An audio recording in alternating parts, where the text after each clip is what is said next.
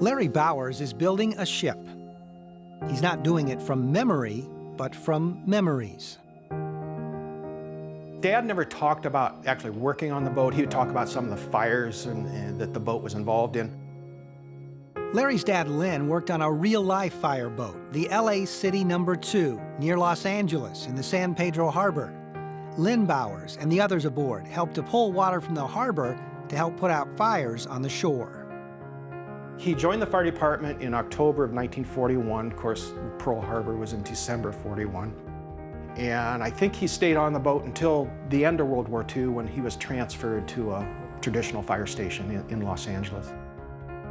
In the early 2000s, the boat was retired. Larry purchased plans of the ship to build a model for his dad, but that didn't happen. His dad passed away in 2012. I got some drawings from the fire department, and I was thinking of building it. My dad was still alive. He was in his late 80s at the time. And life got in the way. I just never got around to it.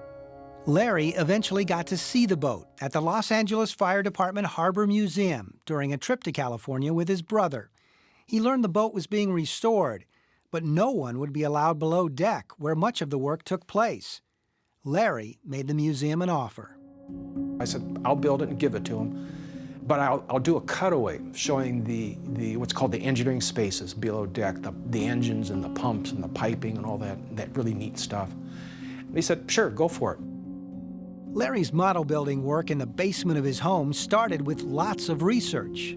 I might spend 2 or 3 hours down here building something, but I might spend 2 or 3 hours upstairs on the computer. I correspond with the folks at the museum. In the last 6 months that I've really been building this thing, I bet we've exchanged 300 or 400 emails. I need a piece of information, they'll go out to the boat and they'll actually look at it, measure it, or research their archives, and they'll send me the information back. Building the model is almost as detailed as building the actual boat, right down to the rivets. So every 18 inches, there's a series of rivets, and I have about 14,000 of these little rivet impressions put in the boat. From the water pumps to the fire hose reels, no detail is too small to be included. The engines are so intricate. There's spark plug wires, there's carburetors in them, there's fuel lines, oil lubrication lines, oil filters. Larry even used 3D printers to construct copies of the engines to ensure they were exactly identical. Looking back, the entire project could have been overwhelming. If you think about this thing as an overall project, you'd probably give up before you even start. The way I approach it is, everything's just a little project. You get the engine done, you get the pump done, you move on to the next thing. You don't think about a whole bunch of stuff down the road. His work on the model kept him busy for several hours each day, and that was just the time he spent in his workshop. The crazy thing is, I might be out mowing the lawn, but I'm thinking about how I got to do something. So it's, I might be or walking the dog, and I'll all of a sudden, hey, I can make this part this way or that way, so my mind's always kind of churning through how to build something on the boat.